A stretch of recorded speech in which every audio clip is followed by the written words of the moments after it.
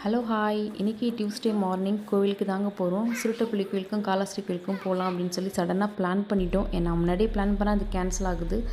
அதனால் சடனாக பிளான் பண்ணி கிளம்பிடலாம் அப்படின்னு சொல்லி கிளம்பிட்டோம். அம்மா அப்பாவும் காலையில் ஏஞ்சி அம்மா வாசல்லாம் பெருக்கி கோலம் போட்டு வெயிட் பண்ணிகிட்டு இருந்தாங்க வழிபடுறதுக்காக.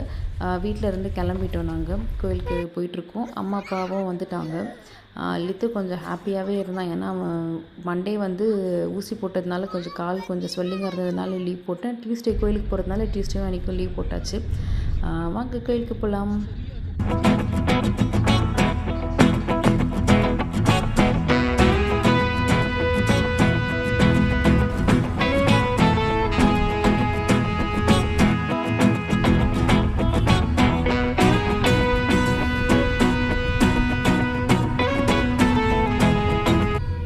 சுருட்டுப்பள்ளி கோயிலுக்கு வந்தாச்சு.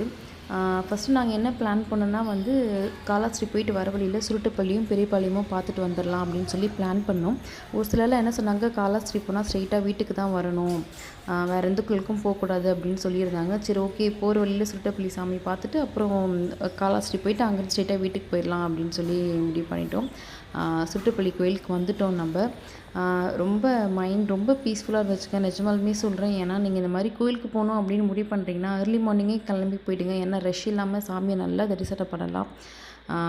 நாங்களும் நல்லா சாமி பார்த்தோம். நல்லா ஹாப்பியாகவே இருந்துச்சுங்க. அப்படியே கோயிலெல்லாம் கொஞ்சம் கொஞ்சமாக அப்படியே பொறுமையாக வீடியோ எடுத்துகிட்டு போயிட்டு இருந்தேன். ஏன்னா போன வாட்டி போகும்போது கொஞ்சம் ரஷ்ஷாக இருந்ததுனால என்னால் சரியாக பார்க்க முடியல லாஸ்ட் டைம் போகும்போது. இந்த டைம் வந்து கொஞ்சம் நல்லா ஃப்ரீயாக சாமி பார்த்துட்டு போனேன்.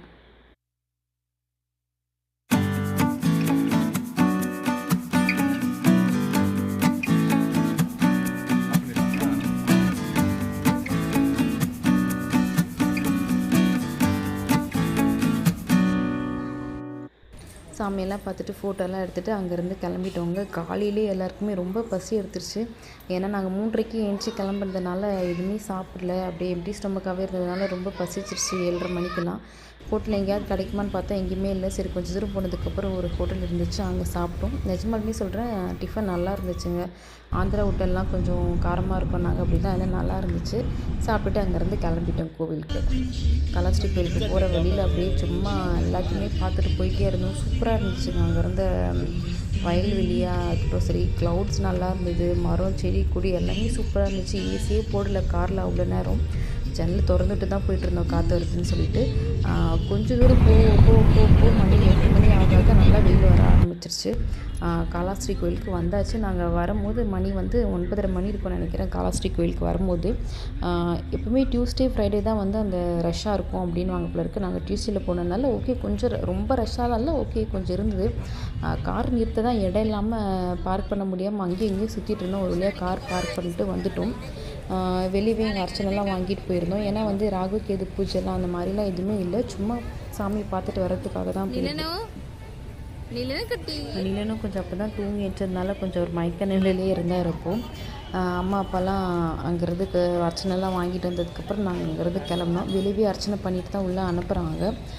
அப்புறம் அந்த பொட்டு வைக்கிறதுக்காக கேட்டுகிட்டே இருந்தாங்க அங்கே இருந்தவங்க.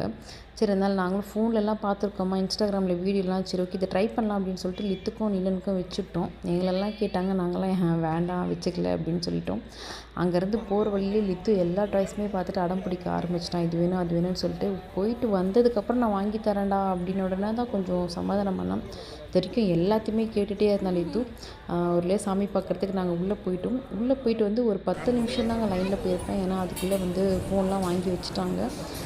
கொஞ்சம் காலியாக தான் இருந்தது. டிக்கெட்டும் இருந்தது, ஸ்பெஷல் என்ட்ரன்ஸும் இருந்தது. இல்லை வேண்டாம் நீங்கள் ஃப்ரீலேயே போங்க, அதுவே காலியாக தான் இருக்குது அப்படின்னு சொல்லி சொன்னாங்க. அதனால் போயிட்டு சாமி நல்லபடியாக பார்த்துட்டு நாங்கள் வெளியே வந்துட்டோம். பிரசாதம் கூட வாங்கலை, ஏன்னா வெயில் ஜாஸ்தியாக இருக்குமோ அப்படின்னு சொல்லி சீக்கிரம் கிளம்பிட்டோம். நாங்கள் பசங்களுக்கு கொஞ்சம் டாய்ஸ் வாங்கி கொடுத்து கொஞ்சம் அவங்கள சமாதானப்படுத்தணும்.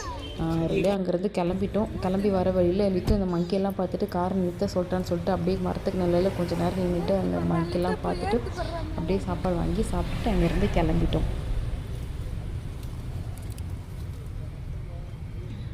ஓகே ஃப்ரெண்ட்ஸ், பாய். இந்த வீடியோ பிடிச்சிருந்தா என் சேனலை மறக்காமல் சப்ஸ்கிரைப் பண்ணிவிட்டு இந்த வீடியோக்கு ஒரு லைக் பண்ணுங்கள்.